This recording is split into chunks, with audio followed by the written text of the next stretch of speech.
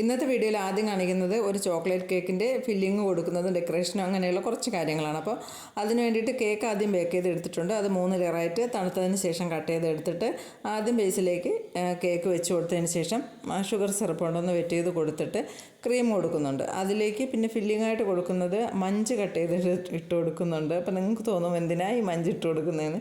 പക്ഷേ എനിക്കെന്തോ അങ്ങനെ തോന്നിയതുകൊണ്ട് ഞാൻ മഞ്ചിട്ട് കൊടുക്കുന്നുണ്ട്.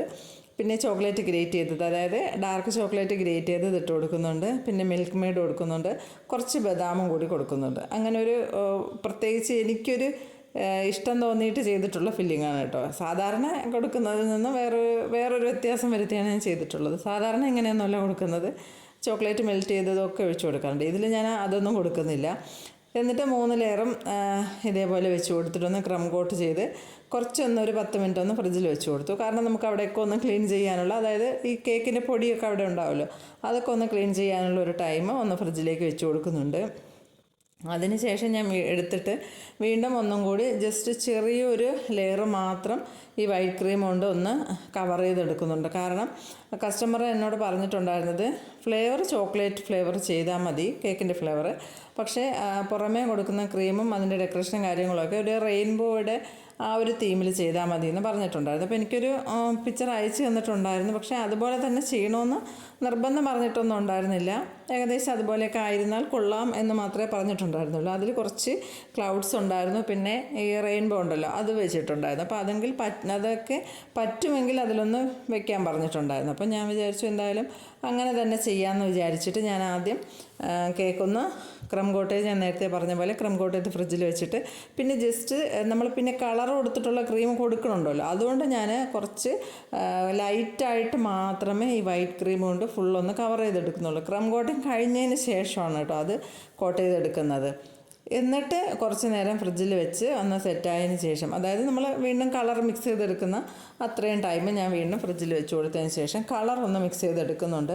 അപ്പോൾ ഒരു നമ്മൾ റെയിൻബോയ്ക്ക് ചെയ്യുന്ന കളറുണ്ടല്ലോ, അതറിയാമല്ലോ, അതെല്ലാം കൂടി ഒന്ന് മിക്സ് ചെയ്ത് കുറച്ചായിട്ട് ഞാൻ മിക്സ് ചെയ്തെടുക്കുന്നുള്ളൂ.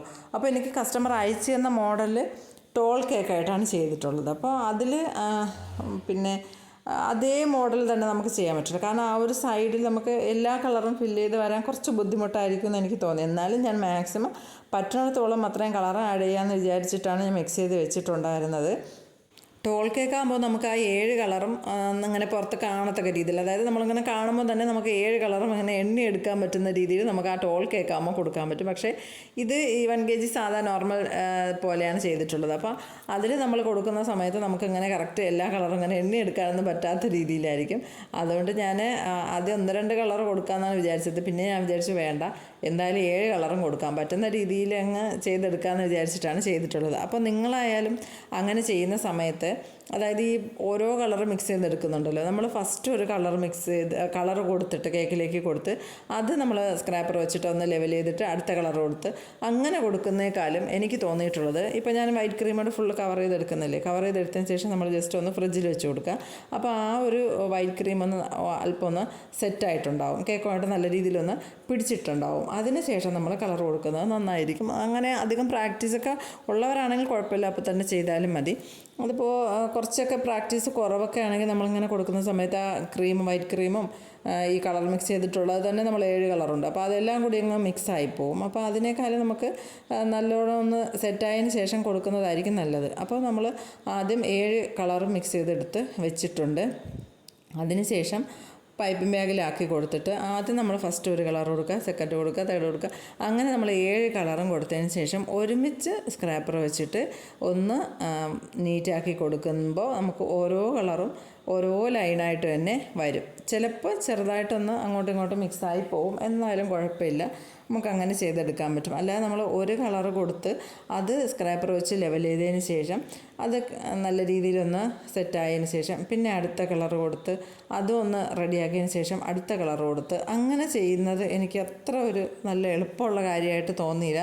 നമുക്ക് ഓരോ കളറായിട്ട് കൊടുക്കുന്നതായിരിക്കും നല്ലത്. അപ്പോൾ ഞാനത് എങ്ങനെയാണ് കൊടുക്കുന്നതൊക്കെ ഞാൻ കറക്റ്റായിട്ട് പറഞ്ഞിട്ട് കാണിച്ചു തരാമേ. അപ്പോൾ അതിന് അതിന് മുമ്പ് കസ്റ്റമർ എനിക്ക് തന്ന മോഡലിൽ പിന്നെ ഫോണ്ടൻറ്റിലായിരുന്നു ഇത് ചെയ്ത് വെച്ചിട്ടുണ്ടായിരുന്നത്, റെയിൻബോ ചെയ്ത് വെച്ചിട്ടുണ്ടായിരുന്നു. അപ്പം ഞാൻ എന്തായാലും വിചാരിച്ചു അതൊന്ന് പ്രിൻ്റ് എടുക്കാമെന്ന് വിചാരിച്ചിട്ട് ഞാൻ റെയിൻബോ ഇങ്ങനെ ഒരു ഫോട്ടോ എടുത്തിട്ട് അത് അയച്ചു കൊടുത്തിട്ടാണ് പ്രിൻ്റ് എടുത്തിട്ടുള്ളത്. പക്ഷേ ഞാൻ പറഞ്ഞിട്ടുണ്ടായിരുന്നത് പിന്നെ ആ ഒരു ഷീറ്റിൻ്റെ നോർമലി നമ്മൾ വയ്ക്കുന്ന ഒരു ഷീറ്റ് പേപ്പർ ഉണ്ടല്ലോ, അതിൻ്റെ ഒരു 1/4 ഭാഗത്തോളം വരുന്ന രീതിയിലാണ് ഞാൻ ചെയ്യാൻ പറഞ്ഞിട്ടുണ്ടായിരുന്നത്. പക്ഷേ അവർ വെച്ചപ്പോൾ അത് ആ ഷീറ്റ് തിരിച്ച് വെച്ചിട്ട് അതിൻ്റെ 1/4 ഭാഗമാക്കി. അപ്പോൾ കുറച്ച് വലിയ റെയിൻബോയാണ് വന്നിട്ടുണ്ടായിരുന്നത്.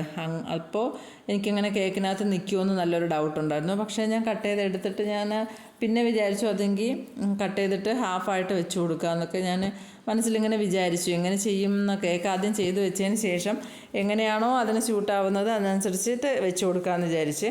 അപ്പോൾ അത് ഞാൻ ആദ്യം കട്ട് ചെയ്ത് മാറ്റി വെച്ചിട്ടുണ്ടായിരുന്നു.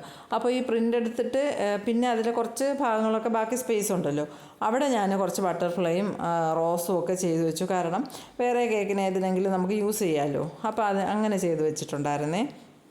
അപ്പോൾ ഞാൻ നേരത്തെ പറഞ്ഞ പോലെ ആദ്യം വയലറ്റ് കൊടുത്തിട്ടുണ്ട്, പിന്നെ അടുത്ത് ഇൻഡിഗോ കൊടുക്കുന്നുണ്ട്. അങ്ങനെ ഓരോ കളറായിട്ട് ഇതേപോലെ പൈപ്പിംഗ് ബാഗിൽ ആക്കിയിട്ട് കൊടുക്കണേ, ഇല്ലെങ്കിൽ എല്ലാം കൂടി അങ്ങ് മിക്സായി പോകും. പാലറ്റ് നൈഫ് കൊണ്ട് വെച്ച് കൊടുക്കാൻ നമുക്കങ്ങനെ പറ്റില്ല, കാരണം ചെറിയ ഹൈറ്റ് കുറവല്ലേ കേക്കിന്. അപ്പോൾ അതുമല്ല നല്ല ലെവലായിട്ട് വരാനും ബുദ്ധിമുട്ടായിരിക്കും. അപ്പോൾ ഇങ്ങനെ ഓരോന്നും പൈപ്പിംഗ് ബാഗിലാക്കിയിട്ട് കൊടുക്കുന്നതാണ് നല്ലത്. അപ്പോൾ ഞാൻ ഇതേപോലെ ഇങ്ങനെ ഏകദേശം ഒന്ന് കൊടുത്തിട്ടുണ്ട്. അതിന് ശേഷം നമുക്ക് സ്ക്രാപ്പർ വെച്ചിട്ട് പതിയെ ടേൺ ടേബിൾ ഇങ്ങനെ റൊട്ടേറ്റ് ചെയ്ത് കൊടുക്കുമ്പോൾ കറക്റ്റ് ഒരേപോലെ തന്നെ ക്രീം എല്ലായിടവും ഒന്ന് സ്പ്രെഡായിട്ട് നമുക്ക് ബാലൻസ് ഉള്ളത് എങ്ങനെ എടുത്ത് മാറ്റാൻ പറ്റും.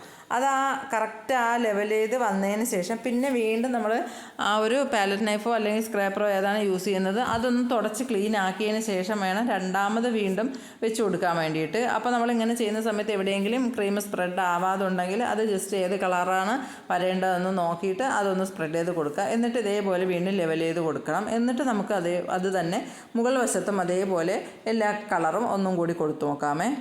മുകൾ വശത്തും അതേപോലെ പൈപ്പിംഗ് ബാഗിനുള്ളിലാക്കിയിട്ട് എല്ലായിടും ഒന്ന് കൊടുത്തതിന് ശേഷം ഞാൻ ഇതേപോലെ പതിയെ ടേൺ ടേബിൾ ഒന്ന് തിരിച്ചിട്ട് ഒന്ന് സ്പ്രെഡ് ചെയ്ത് കൊടുക്കുന്നുണ്ട്. അത് എല്ലാം കൂടി മിക്സായി പോകാതെ ചെയ്ത് കൊടുക്കണം. അപ്പോൾ ഞാൻ സെൻറ്ററിൽ കൊടുത്ത കുറച്ച് കളറൊന്നും കൂടുതലായി പോയതുകൊണ്ട് അതൊന്ന് എടുത്ത് മാറ്റിയിട്ട് ഒന്ന് ഇതേപോലെ കൊടുക്കുന്നുണ്ട്. അപ്പോൾ നമുക്ക് സൈഡിൽ ഇതേപോലെ ഇങ്ങനെ പുറത്തേക്ക് തള്ളി കുറച്ച് ക്രീം നിൽപ്പുണ്ടാവും. അത് നമുക്ക് വീണ്ടും സ്ക്രാപ്പർ വെച്ചിട്ട് സൈഡിൽ ലൈൻ ചെയ്ത് കൊടുക്കാം. ഇത് ഓരോ തവണ ചെയ്യുന്ന സമയത്തും നമ്മുടെ പാലറ്റ് നൈഫും സ്ക്രാപ്പറും വീണ്ടും തുടച്ചതിന് ശേഷം മാത്രം കേക്കിലേക്ക് വെച്ച് കൊടുക്കണം. ഇല്ലെങ്കിൽ നമ്മൾ ആദ്യം ചെയ്തിട്ടുള്ള ക്രീം എല്ലാം കൂടി അങ്ങ് സ്പ്രെഡായി പോകും. എന്നിട്ട് ഇതേപോലെ ഒരു ലൈൻസ് കൊടുത്തതിന് ശേഷം, അതായത് പാലറ്റ് നൈഫ് കൊണ്ടുള്ള ഒരു ലൈൻസ് കൊടുത്തതിന് ശേഷം വീണ്ടും സൈഡിൽ സ്ക്രാപ്പർ കൊണ്ട് വീണ്ടും കൊടുക്കാമേ.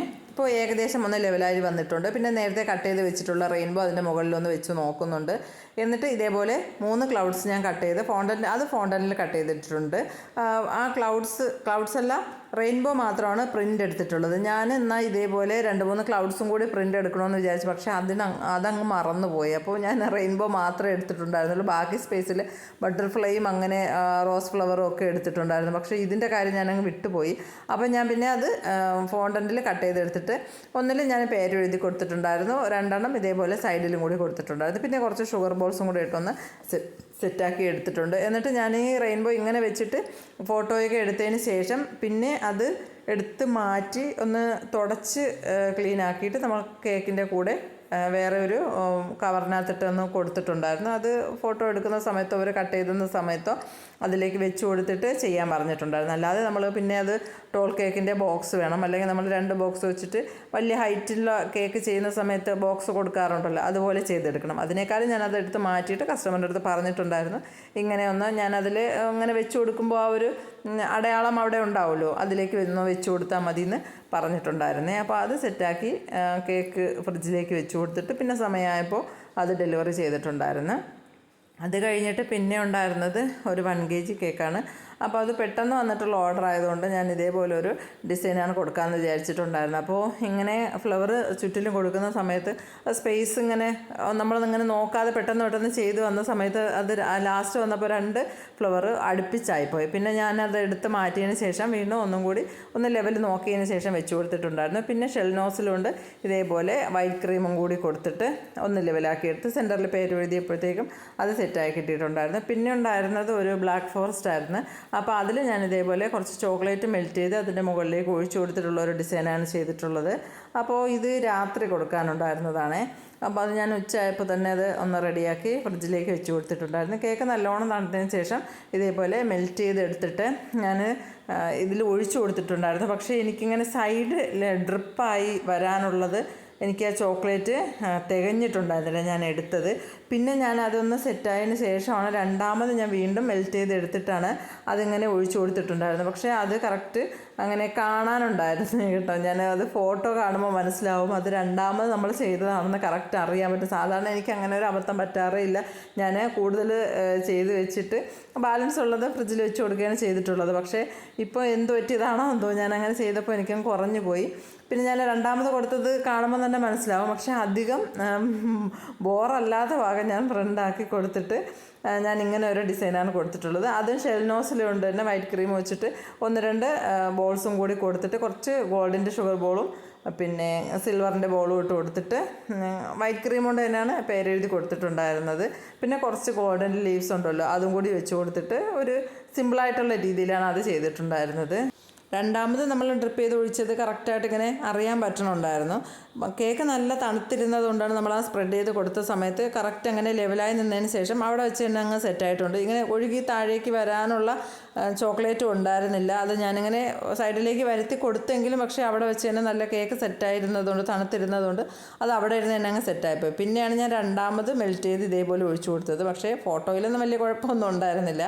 ഞാൻ അധികം ബോറില്ലാത്ത ഭാഗമാണ് ഫ്രണ്ട് വശമായിട്ട് എടുത്തിട്ടുള്ളത്, അതുകൊണ്ടായിരിക്കണം. അപ്പോൾ എന്നും പറയും പോലെ തന്നെ വീഡിയോ ഇഷ്ടപ്പെട്ടിട്ടുണ്ടെങ്കിൽ ലൈക്ക് ചെയ്യാനും ഷെയർ ചെയ്യാനും സബ്സ്ക്രൈബ് ചെയ്യാനും മറന്നു പോകരുത്.